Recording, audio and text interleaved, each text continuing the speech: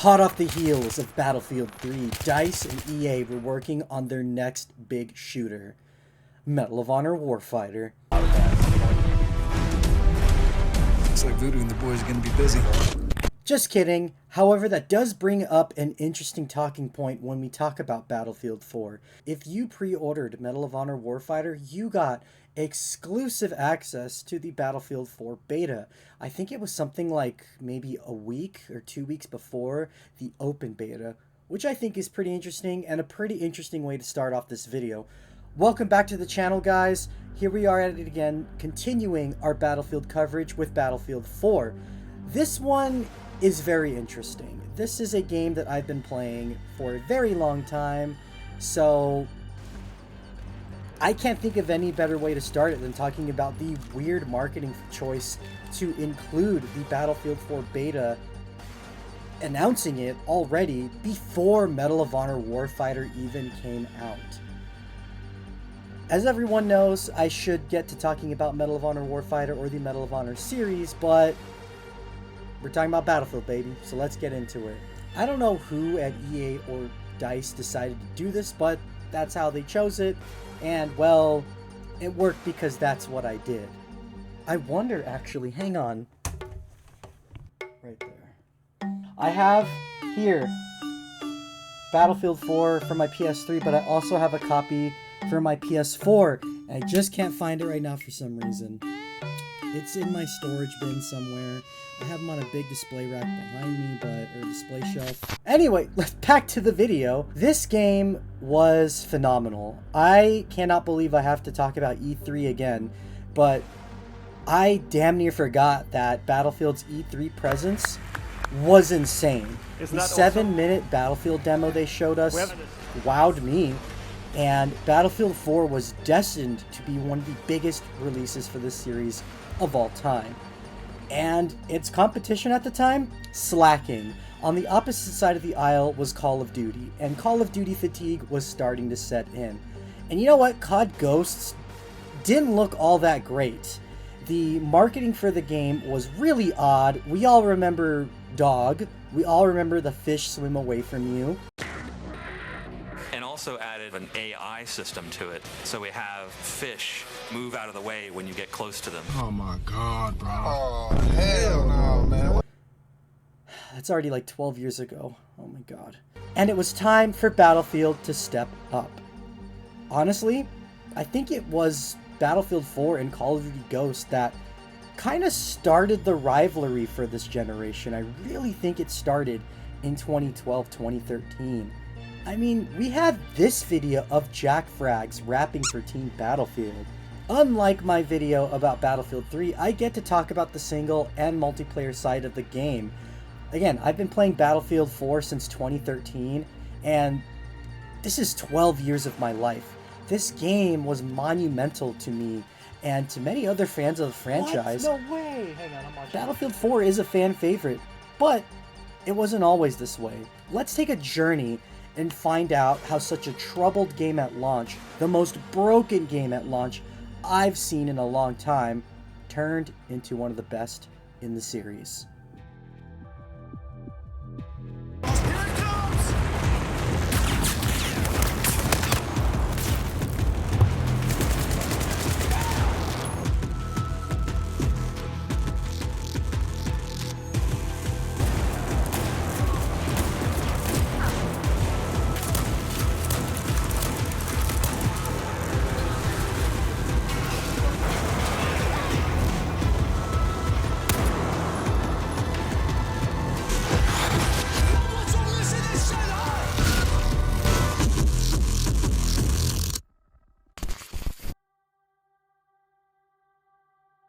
Battlefield 4 released in October of 2013, and it launched with 10 maps and the usual modes like Rush, Conquest, Domination, Squad Deathmatch, etc. To tell you guys the truth, there was a game mode that was my favorite, which was called Obliteration. And Obliteration was kind of like a game of football or sports. It involved two teams fighting over a randomly spawning bomb, and you have to take it to the enemy base, and there's 3 separate bases for you to take it to. Once you take out all 3 bases, you win. if you take out more bases than your enemy, you win. And it led to some of what's been dubbed battlefield moments, especially on big maps with cars and vehicles. There were plenty of foot chases, vehicle chases, from Golmud Railway to Road Transmission and to epic boat chases on Parasol Storm. There was a lot. I distinctly remember on Golmud Railway where we defused the bomb on our base, took out all the enemies, jumped into one of the jeeps, drove all the way to the farthest objective, being chased by 2 enemy vehicles and a tank. But on our side, we were in our little jeep and we had a helicopter kind of flying around us. I remember being on the 50 cal and just blasting away at the enemy vehicles while the driver was trying to swerve in and out of the map. It was so much fun. When I think about them, just these wave of memories flood through me. That was the greatness of these maps, and it carried over into all the other game modes. And speaking of the maps, with these maps came Levolution. We all know Levolution. We all know how awesome it was seeing the Shanghai Tower fall in Siege of Shanghai. I mean, I still catch people all these years later staring at it as it falls. And that's a funny thing to say because unlike Battlefield 3 and even Hardline, which came out a year after this, the multiplayer is very active. More on that later. Now, what was Levolution to kind of break it down? Levolution was a big central item or event on a map that once destroyed or changed elements of the map. Again, in Siege of Shanghai, there's a tower. On the top of the tower, there's a checkpoint or there's a flag. If you destroy it, the flag kind of gets moved and it evens the playing field. However, people usually wouldn't always destroy the tower at first because it was such a power point. In other maps, there's, I think in Hainan Resort, you can destroy segments of the resort. In Road Transmission, you can destroy segments of the satellite ditch. In Lankang Dam, you can destroy the dam. In Floodbreak, you could destroy the dam on that map and literally flood the tiny town, forcing players into the apartment buildings. Some Levolution ideas were more loved than others, but the idea itself is really neat. Another fun feature that they did with this game is you can interact with a lot of the little things on the map, which actually did give you an advantage. Shooting support pillars would help you get on ledges in Siege of Shanghai and other maps. You can raise up bollards and drop them. It would force the driver to get out of the car, which could lead you to stealing it, or you could blow it up. There's just so many little things you could do, which I thought were pretty neat to the game. It's funny because COD Ghosts did have something like this, and it just resulted in, like, you can destroy a billboard.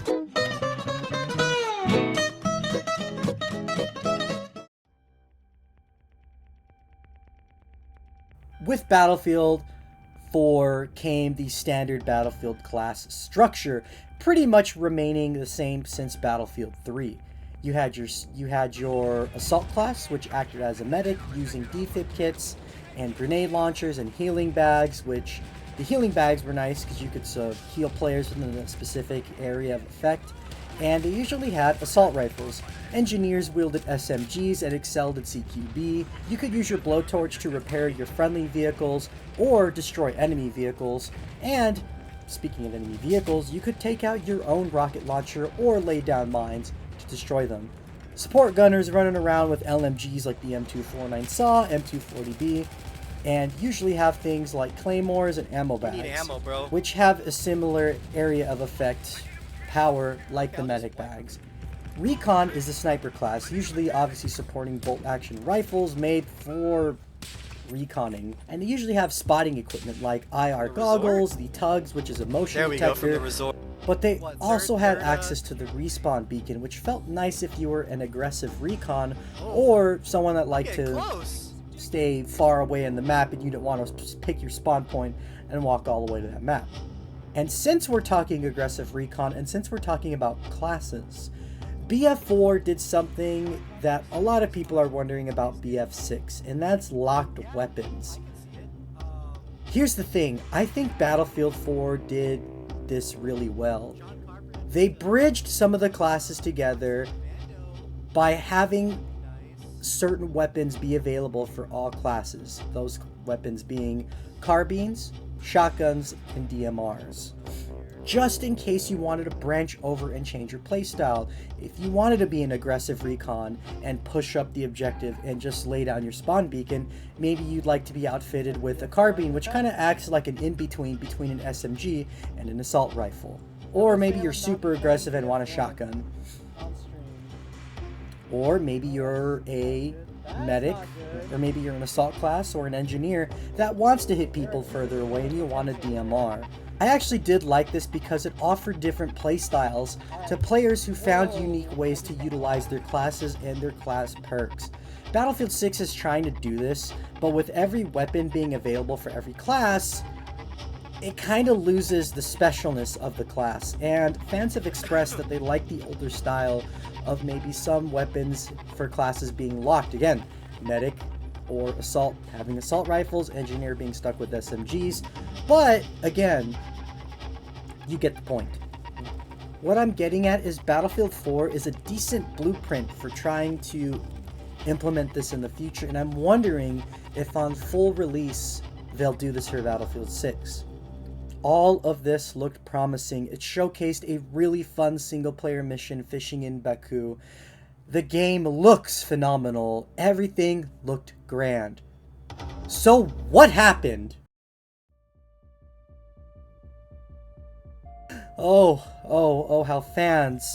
how we were betrayed. As many of you know who played the game within the first year, you know how absolutely this game was at launch. How bad it was across all platforms. Oh, when I say bad, I mean the game was damn near almost unplayable. I played it on PS3 and it was so bad. Yeah, there were things like the game throwing me off the map, not vaulting over various objects that usually would vault over and I would just rubber band back to the beginning. Hit registration being all over the place.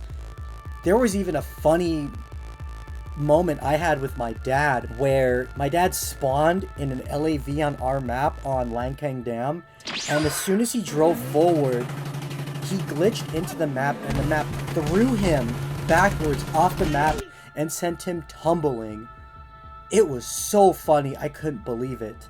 All this is annoying, but the actual biggest issue I had was it actually just bricked your console entirely. I would get maybe 4 to 5 matches in, and every 4 to 5th match, my poor PS3 would crash and burn, and I would be forced to restart it. I'm tired, boss. The game was borderline unplayable, which made me sad because I was having decent fun playing it. I mean, it was so bad, I went back to Battlefield 3. And then, yeah, you get into the match, and then there's all these crazy glitches. And it was just absurd, guys. The first year was so unplayable. And here's the thing.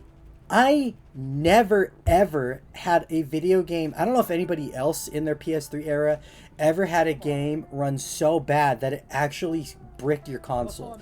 If you do, please tell me in the comments section below, because I'm curious. Even to this day, with everything fixed, there's still hit reg issues, and that's whatever. This game was not ready for release, and I don't know who at DICE or EA said do it, because day 1 patches turned into month 1 patches, turned into year 1 patches. Good lord, what a mess of a game. You know what? Things weren't so dandy on the single player aspect of the story either. The marketing of the game prominently featured Hannah. You'll back me up, right? And all the simps out there were like, OMG, women in my whammon in Battlefield. I don't know why gamers are weird. I noticed COD Ghosts did that same thing. Weird, I don't know, it was a thing. Anyways, yeah, the single player, much like Battlefield 3, was disappointing. But hey, at least these Battlefields had a single player campaign. Battlefield 3 had a writing issue, but I felt like there were good moments. Here, there is so much missing. How do you do worse than your predecessor? So the game is set a few years after Battlefield 3, And basically none of the characters returned except for Dima much later. You play as Wrecker, a member of Tombstone Squad, basically fighting the Chinese military after a coup rocks the entire country after the assassination of, I think it's President Jin Jae, by Admiral Chang. An arguably lamer and worse villain than Solomon from Battlefield 3, because he fucking appears twice in the video game. Once on a Jumbotron TV on the skyscraper in Shanghai, and then one interrogation sequence cutscene. Come on, man. At least Solomon appeared more throughout the game, and he was even in the in-game finale. In the first mission, we have to get this intel back to the Valkyrie. We get it. Our captain, I think it's captain or lieutenant, I think it's a captain, Dunn, unfortunately dies. We get some weird copyright music choices. After that, we get to the Shanghai to rescue the VIP. Oh! They're very important people. Significant woman and her husband. Oh!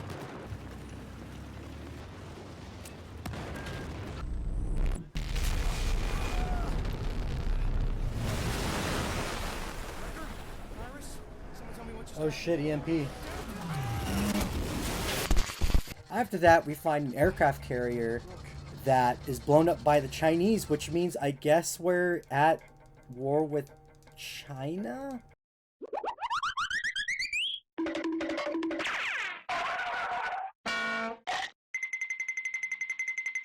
After you find the aircraft carrier get blown up by China, you need to get to the Suez Canal.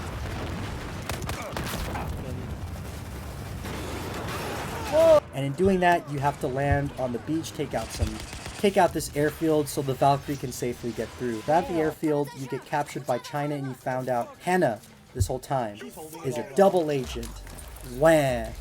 Boo freaking who. Captures Tombstone Squad, they get interrogated. You find out Jin Jae is alive on your ship. Husband, is your mind sleeping? You think I'm stupid, huh? The guy with the bandages. I know. So, he still lives. Your ship is the USS Valkyrie, is it not? What? The fuck are you talking about? You have no idea who you brought out of Shanghai, do you? How?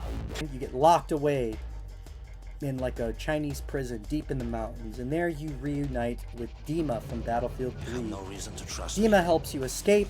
Dima and all of you escape the prison, and Hannah actually comes back to help you, and she's a double agent, so now she's back on your side. Got this for you. You kept the tactical vinyls?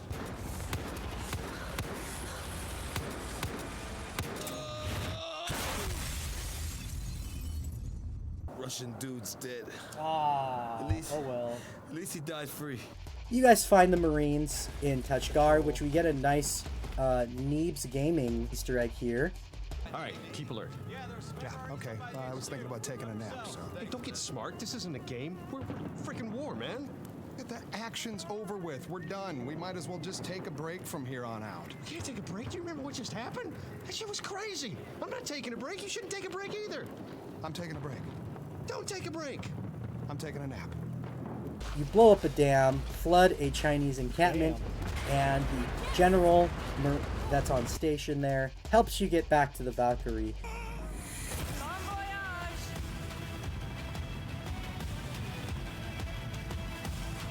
You get back to the Valkyrie, you save the Valkyrie, and you find out, yeah, it's true, Jin Jae's on the ship. All the Chinese soldiers on the ship give up, but Admiral Chang's not going to take it lying down. He's going to blow up the Valkyrie to hide and bury the truth. So you get a boat, get some C4 on the boat, drive straight to Admiral Chang's warship that's firing on you, put the C4 on the ship, shoot your grappling hook onto the bridge above you.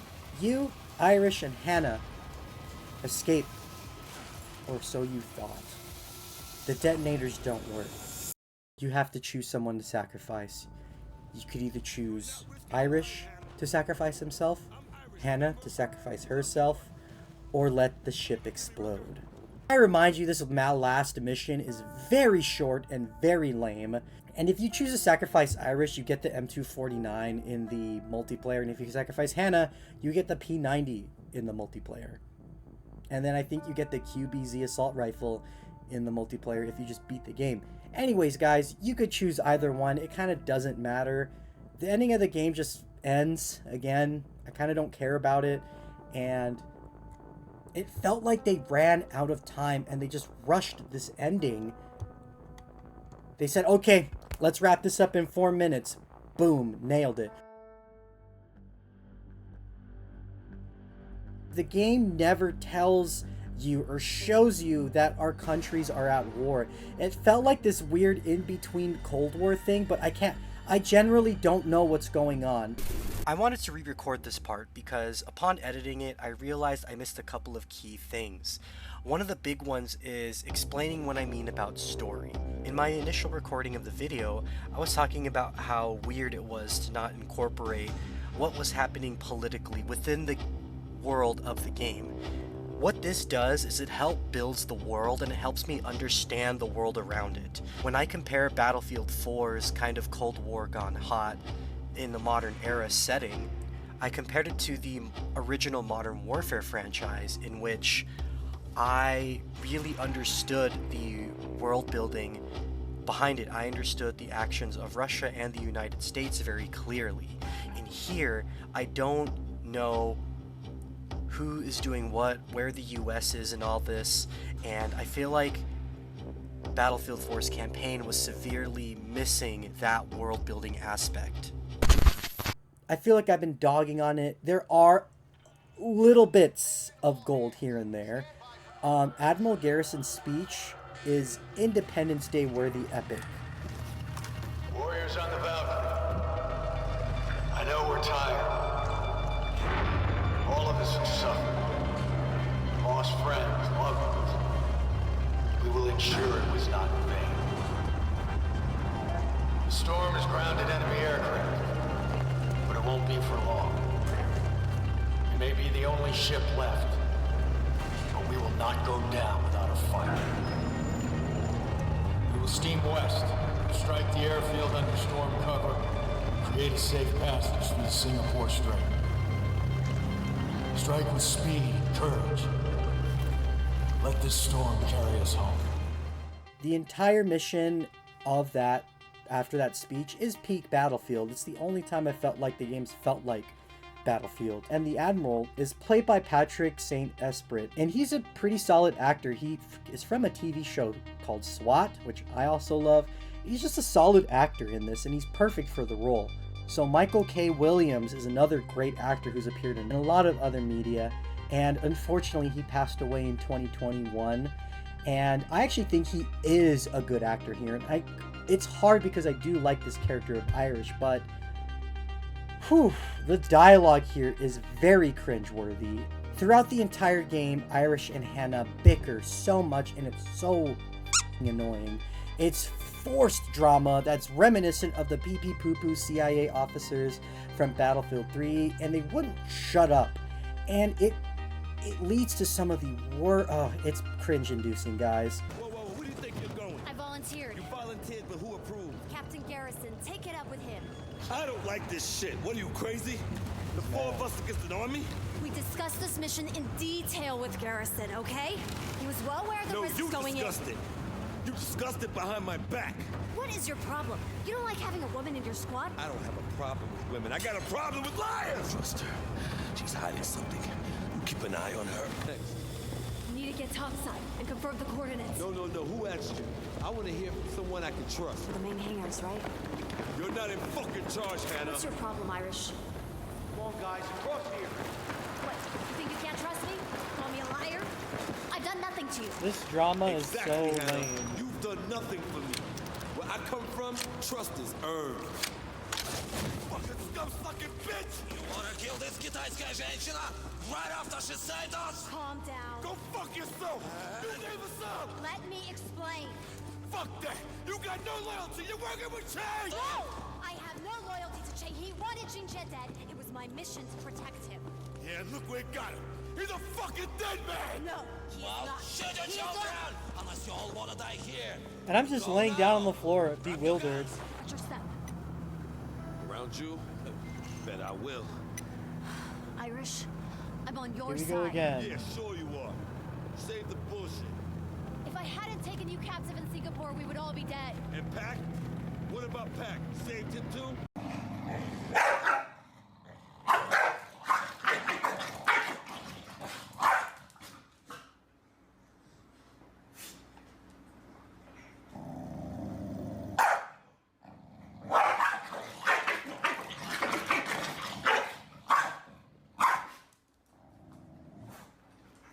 A big kick in the gut here is Wrecker, who we're playing, is silent, saying only the word in the opening of the game where he has no ammo in his rifle.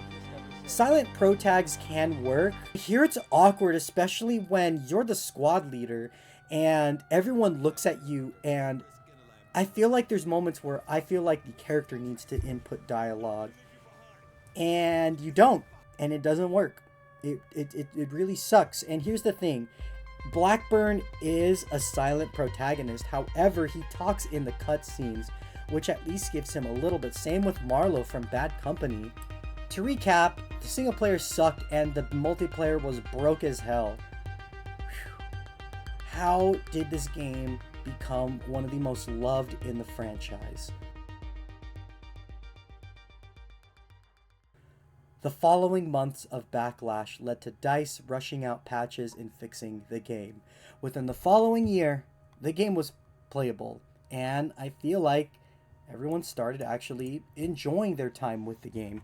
And there wasn't a lot of competition at the time, so this game was kind of allowed to fail, and people stuck with it. And in an amazing turn of events, DICE also stuck with it, releasing 3 DLC. And here's the thing, they had paid DLC. There was China Rising, there was Return to, I forgot, it's like Back to Karkan, but Return to Karkan, and all this stuff. And the free updates, there were free updates like free night operations maps, there was a free community map, giving back to the player base. It almost felt like an apology to such a botched release, and it brought good spirits back to the game, and it kept growing. In 2015, Battlefield Hardline was released. Hardline video coming later, which divided fans. Gone was the tactical military experience, replaced with the police, cops, and robbers elements. Fans said it was a breath of fresh air, but the hardcore veterans stated it deviated too far away from the formula too much. And the thing with Battlefield, unlike COD, is we kind of don't get them year after year. We have to wait like a good 2 to 3 years to get a new addition to the franchise. So when fans saw cops and robbers, we just went back to playing Battlefield 4 for our military shooter fix. And then Battlefield 1 came out the following year. Battlefield 1 video coming later. Because this one really deserves it. It's a World War I shooter, and while fans really like this one, this is a great Battlefield game, do not get me wrong. People also come back to play this one all these years later. Again though, we yearn for an era of modern warfare. On the opposite end of the aisle, Call of Duty was going way off into the future. So the whole global war on terror kind of aesthetic, or the World War III aesthetic, was on the shoulders of Battlefield 4. And a couple of years after Battlefield 1, we get Battlefield 5, which is its whole another thing of shenanigans, but basically it threw us into World War II. Again, if we wanted our modern war shooter, we go back to Battlefield 4. So you can kind of see the rhythm here. You can see the path. New game comes out, it's not modern war, we go back to Battlefield 4 because it's modern war. And there have been other games that released that tried to steal its thunder, like World War III. However, fans stuck with it and kept going back to Battlefield 4 over and over and over again. I need to get a mortar. And even after the disastrous launch of 2042, which promised a modern future-ish era, Battlefield tried to go with the hero shooter route, and once again, miserably failed. And if you wanted a modern era Battlefield, even to this day, you go back and play Battlefield 4. There were points of time in Battlefield 4 that overtook the player count of 2042. months after launch. And that leads us to today. It's a formula that worked, and DICE kept it alive by releasing content years later for it. And again, it's sort of become a safe haven for the fans. Again, there hasn't been a modern Battlefield game really set in the modern era with the military aesthetic since Battlefield 4, which kept the game alive. The game has been surviving for 12 years, having close to maybe 1,000 to 2,000 daily players. You can find full lobbies relatively easily, and I don't know how it's going to be when Battlefield 6 comes out. I still feel like you'll have your loyal fans go back and play it. And that's the key, I think, to how this game became such a legend. Once they got all the bugs fixed, and once the multiplayer became playable, it just became everybody's comfort go-to game. Thank you guys so much for watching probably one of my longest videos I've ever made about a game. And this is a game that I hold dear to my heart because me and my dad have sunk thousands of hours into this game growing up, and I always felt like I needed to talk about it. With that being said, guys, thank you for sticking with it. Thanks for watching, and I'll see you in the next one.